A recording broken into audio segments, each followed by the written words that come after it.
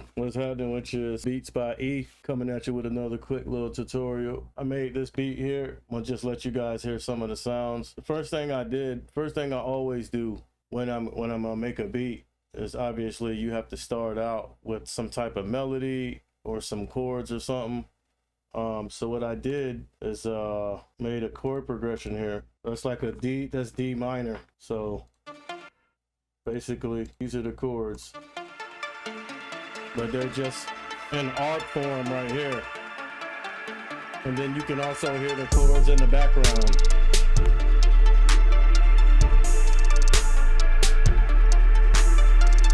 Okay, so you hear the art, that art I did in Nexus. Okay, clockworks, arpeggios, pretty simple. So that's the arc that you hear, this right here. Matter of fact, let me do it like this. So this is the arp you hear.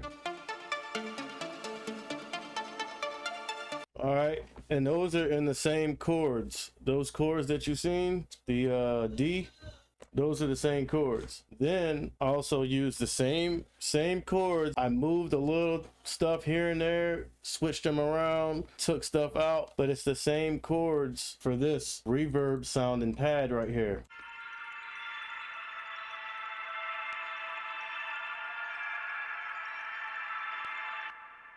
So those are the same chords, okay?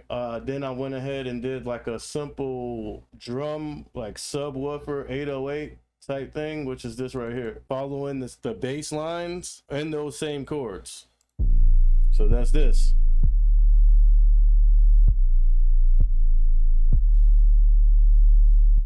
That I did in Massive, Native Instruments. It's right here. If you're familiar with Massive, I just went to drums, all right, then scroll down to find low rumbler, which is this right here. The low rumbler, that's what I used. Then I just added like some counter melodies, stuff like that, just involving the same chords and keys. For instance, like this.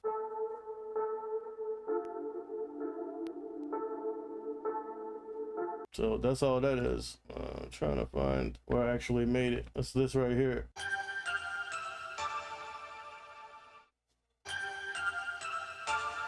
And basically that's like a piano, you know, something like that, piano or bells, music box types piano.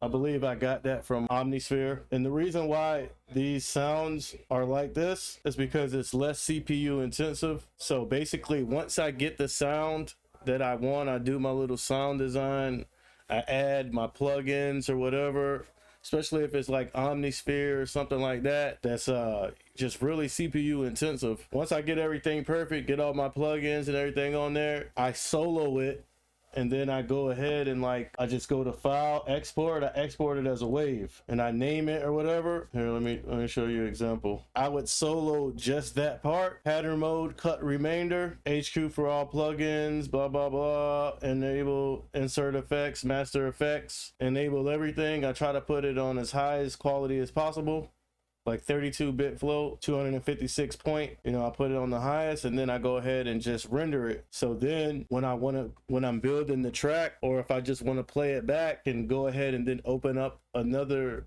FL Studio and then drag those wave files in here to build on it or to lay out the composition of the beat or what have you. I just found when I do it like that, the computer just runs better instead of having to play all those instances of all your VSTs, plugins, all that stuff at the same time. You know what I mean? So you know, that's why everything looks like that. Next part I have in here is a little hi-hat, which I built like this. This is the hi-hats.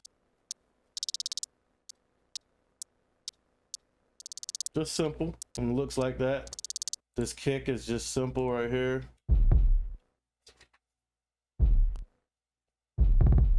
I have this clap. And then I also have this hi-hat, open hi-hat. I just have it coming in like on the one, just simple. And then like my regular 808 pattern. Yeah, that's basically everything. And then I got these sample parts, stuff like this.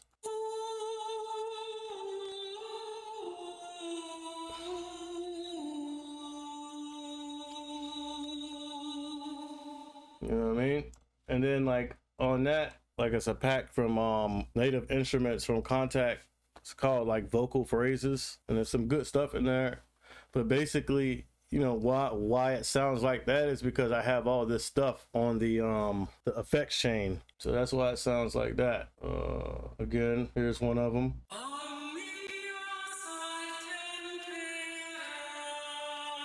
But for instance, here, let me show you. So what I would do is just open the instance of Kontact and see I have one here. It's called Vocal Phrases.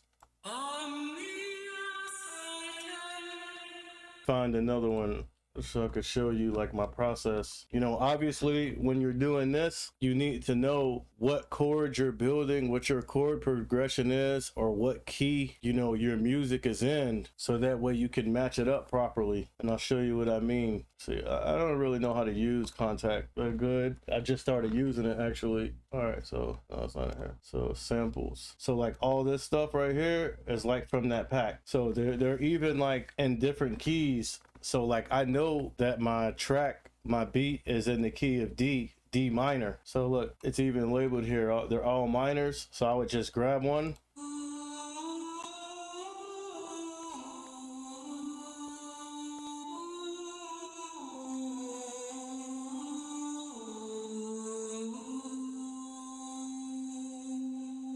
How I would do that is, okay, my instance of Kontact is on mixer channel 11. So before I put all these plugins on this effects chain, put Edison on it like that, and then just leave it on input, hit record. So now anything that's going out to 11 is going to get recorded. So then I would go back to Kontact and just find like the phrases that I want. Basically, I just hit a bunch of them that are already in the key of D.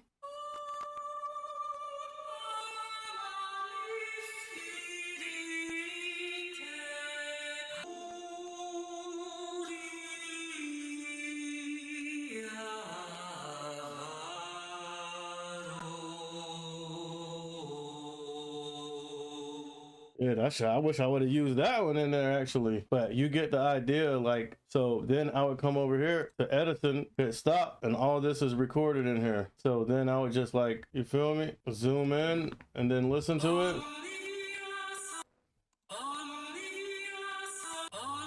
See, it's in the right key.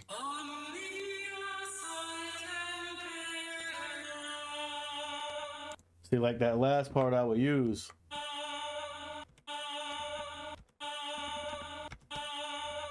You know what I mean? You know, use a lot of different ones. When I got whatever part I wanted to use, I go ahead and hit send to playlist as an audio clip. So then it would be in the playlist, and then I could come over here, put it like by whatever pattern I'm going to use it in, and then I could like chop it up. See like how I chopped this one up. Then after I get it, you know, at least the timing and everything correctly, then I would go over to the effects chain and start adding stuff. Obviously plug in, this is a compressor. Obviously you know what parametric is, but then I put a compressor on there. CLA, that's like another compressor unplug. You feel me? Like make me stereo. It has a lot of presets in there. I just use a lot of like vocal compressors and stuff. Look, body double to make it Maserati, Nathan's Vox, Ultra Pick 6. I use all these on those vocal phrases. For instance, like this. Basically like that. But here, let me do it like this.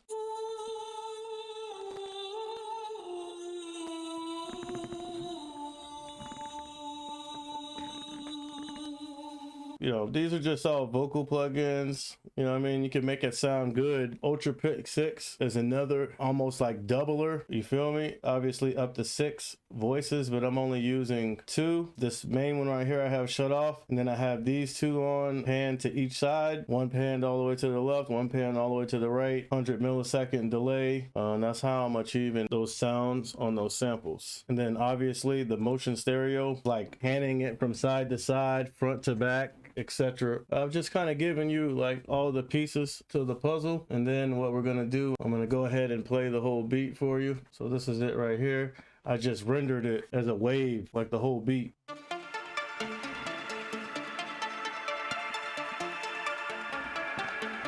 But this is the whole product.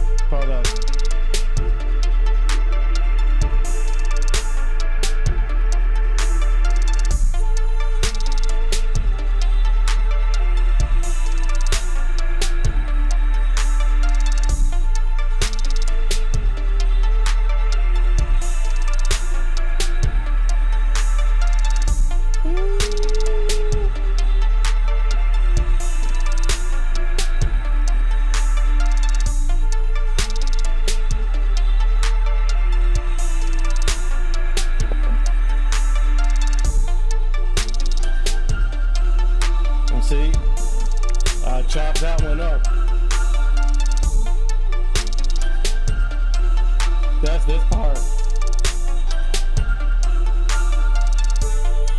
And now this is the next part.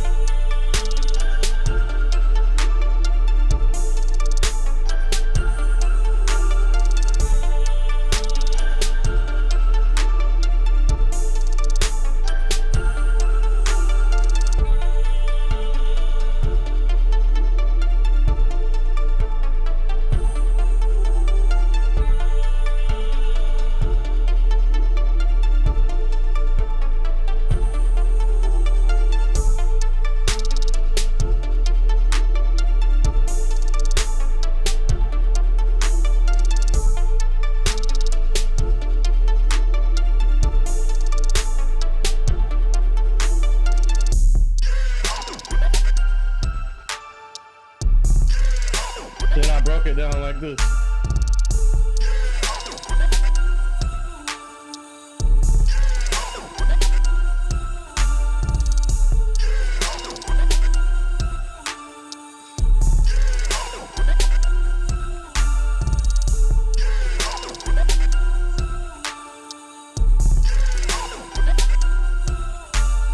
Yeah, and basically that's it. You know what I mean? That shit was riding though, right? From those simple parts I showed you, and then like plugins and effects on the vocal chain for those samples, those vocal phrases, got to sound like that. Let's that bitch again. See, that's the arc and that reverb sound, and then right here with the piano and the kick and all that, and that's the sample.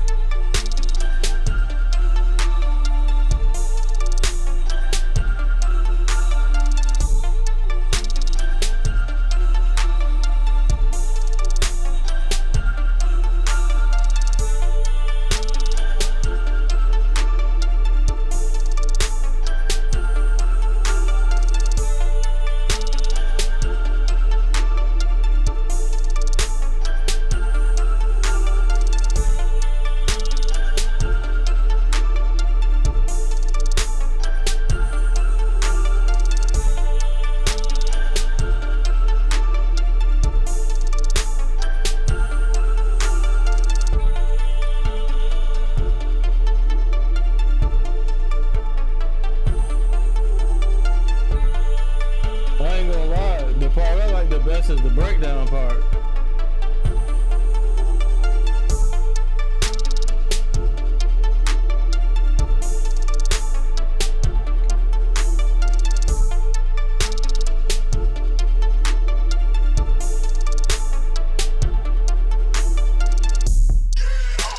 This part. This is my favorite part.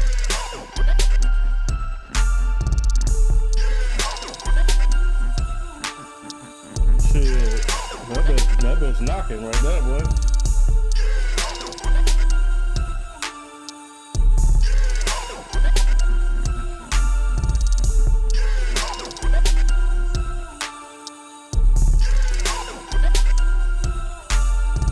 Yeah, well, that's my favorite part. But yeah, basically you get the idea. If you learned anything from this, you know, tutorial, if you like the beat or anything, don't be afraid to hit the like button. Also subscribe for more tips and tricks on you know what I mean, elevating your beat making, your producing. Like I said, I don't know it all and I don't claim to know it all, but you feel me? The process is getting bits and pieces from a lot of different places and sources and then putting them all together in your way and creating a style that's your own. So, you know, that's why you should like and subscribe, because I will be giving you little tidbits, tips and tricks and stuff like that to elevate yourself to the next level. Peace out.